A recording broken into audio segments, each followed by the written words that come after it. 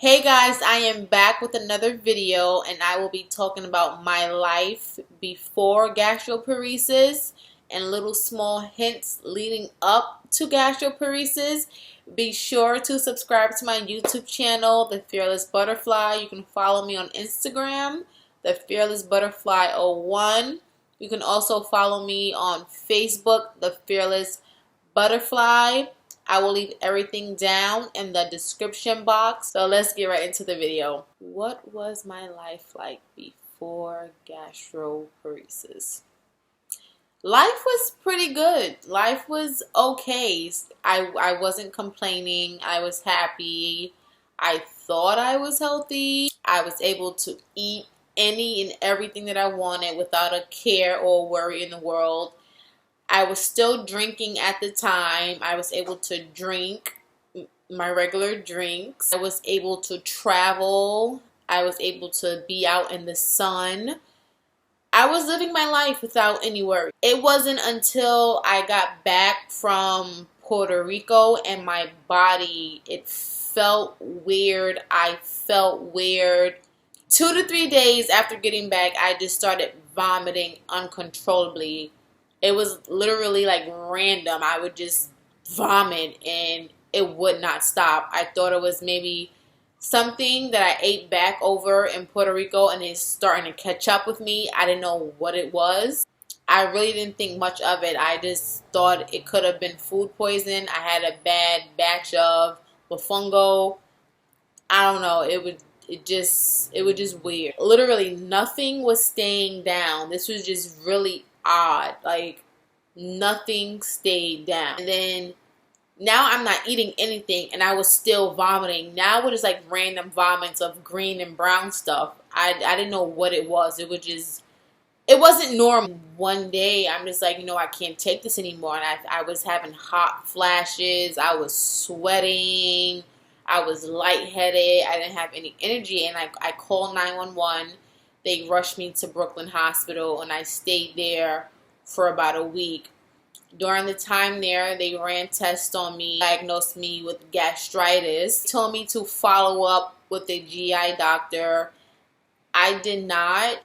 That was a red flag to find out what was going on with my GI tract. And of course, me being the old me, I said, okay, I ignored it and just still continued to try to live my life. A few days after being released, I started classes at the Institute of Culinary Education.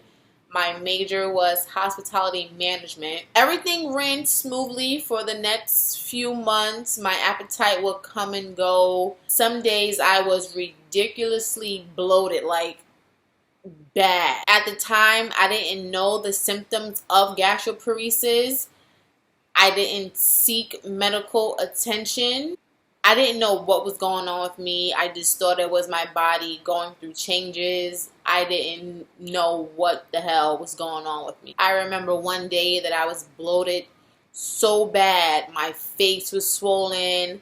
My feet was swollen. My ankles swelled up. It was just like a bad bloat. I was looking like Mrs. Pearl from SpongeBob. I would cook my favorite meals. I would eat 2 bites and I was full.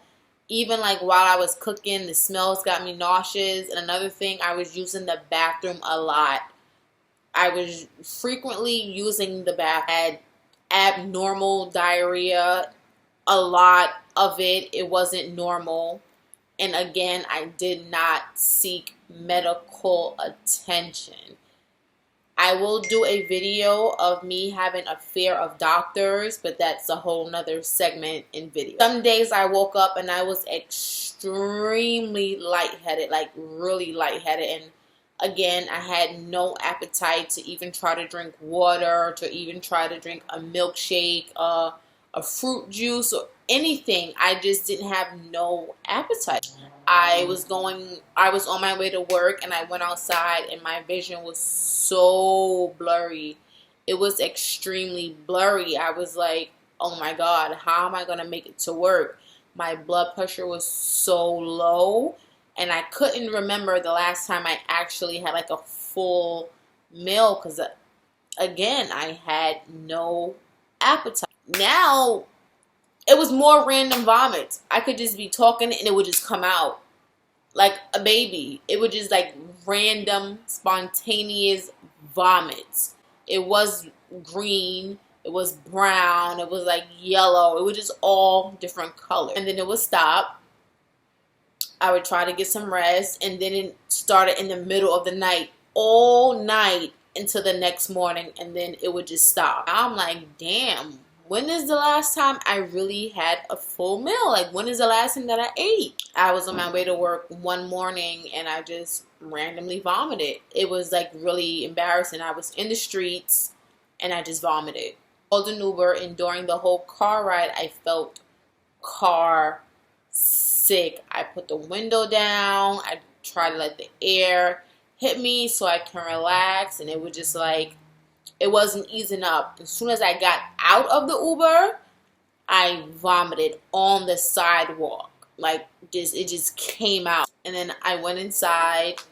I tried to drink some water, but I'm like, I just felt myself. I was going to throw up. I called my mom. I'm like, Mom, something is wrong. I do not feel good. I don't feel good at all. She's like, check your blood, do your insulin, call me if anything. I was at work for maybe about an hour, maybe less, and I passed out. Remember, I was just vomiting crazy. I wasn't eating because I had no appetite. There was nothing in my system for me to survive on. Just my saliva. EMT came. They rushed me to Elmhurst Hospital. I stayed there for 10 days, and the doctors couldn't find out what was wrong with me. After being discharged, I stayed with my mom for a few days because she didn't want me going back to my apartment. And then I started to feel better. My appetite was coming back. She made a big pot of oxtail for me, and I ate, and then I packed some up, and then I went home. It stayed down. Then the next morning when I woke up, that's when the vomiting did not stop whatsoever. Next morning, I felt nauseous, and then if I would have tried to run to the bathroom, I would have threw up all over my apartment. I remember clearly because that day was just so weird.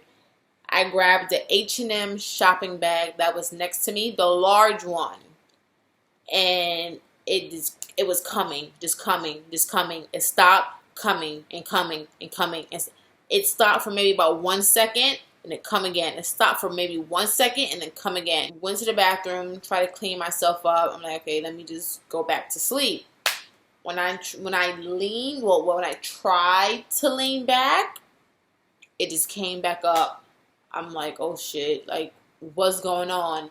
And then after that, it just kept coming and coming and coming and coming and coming and coming. Now I'm thinking it's blood because it was like burgundy-ish, brownish. I'm getting scared. I'm like, what the fuck is going on with me? And after that day, I walked into the gates of hell. I literally walked into the gates of hell. I woke up and I did not stop vomiting for nothing. It literally looked like The Exorcist. Like, it just kept coming out. My gastroparesis is a result of my uncontrolled diabetes. I didn't accept having diabetes until I was diagnosed with gastroparesis. I was diagnosed with juvenile diabetes in 1999. I didn't accept having it until 2015. Do I regret all of my wrongdoing? Like I said before, the old me would have said yes. The new me says no, because I am alive. I am able to share my story. I am able to help those also suffering in silence, to help them make wiser and better decisions to prevent what I've gone through. What I've gone through, I don't want anyone else going through that. Even if it's just a snippet, trust me, it's not worth it.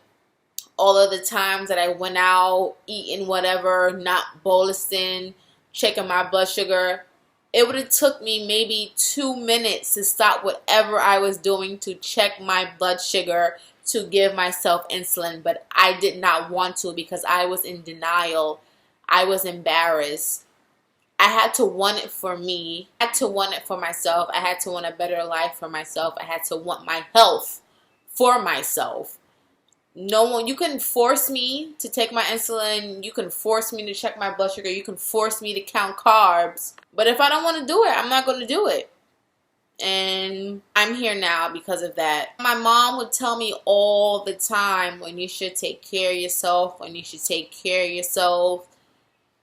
Diabetes is nothing to play with. It is a silent killer. And I would just tell her, like, yeah, Mom, I hear you, sis. Like, I hear you. And now I'm looking back and thinking back, like, she was right. She was right. And I appreciate her for that. I really do. It's never too late to start. It's never too late to get your life in order. There's always room for improvement. Don't feel that you're alone. Don't feel that you can't, because you can. I'm not gonna lie, it was a rough journey. I still have my days where I don't want to do anything whatsoever, but I have to. I have to continue my life. I have so much to live for. Testing my blood sugar and taking my insulin takes less than 1 minute. I have an Omnipod, so my blood sugar takes maybe 45 seconds. I put it in my pod. I get my insulin delivered. Boom, done. That's it. Count my carbs. That's it. Bolus for that. It all starts with you. You have to accept having diabetes. No one can force you to accept it. You have to want it for yourself. No one can want it for you more than you want it for yourself. Thank you guys for watching. Thank you for listening. Be sure to subscribe to my channel, The Fearless Butterfly. Follow me on Instagram, The Fearless Butterfly 01. And you can follow me on Facebook, The Fearless Butterfly. There will be another part to this video, life after gastroparesis, so keep an eye out for that. I will see you guys in my next video. Bye.